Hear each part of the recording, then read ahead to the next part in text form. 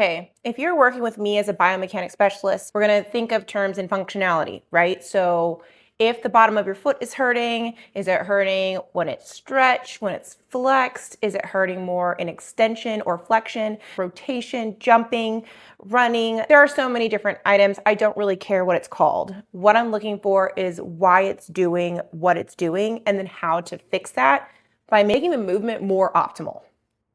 Today we are going to address foot pain, heel pain. We're going to discuss why it's not a simple problem because the ankle is a very complex kinematic system. It isn't just one joint. It doesn't move just back and forth. It tilts back and forth. It rotates. There are a lot of moving parts. There are bones, there are tendons, there are ligaments. There are all different aspects of this joint that can affect how it works. And then also the different things that can go wrong to cause issues like inflammation, pain, swelling. For example, if you look at the muscle that flexes the big toe, that muscle is called the Flexor hallucis longus.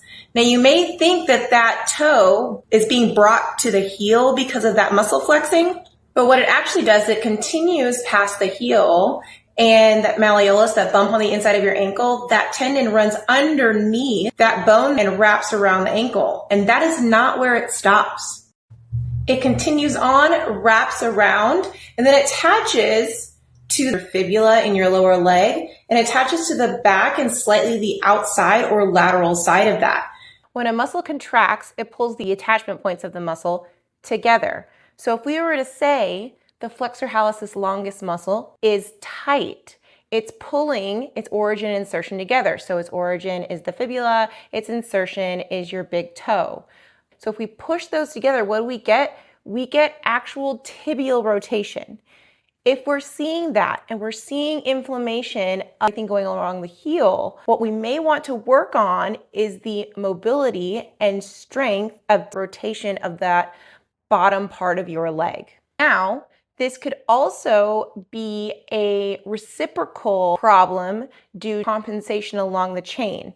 So if you go to someone and they are treating your plantar fasciitis, purely a foot problem, chances are it's not.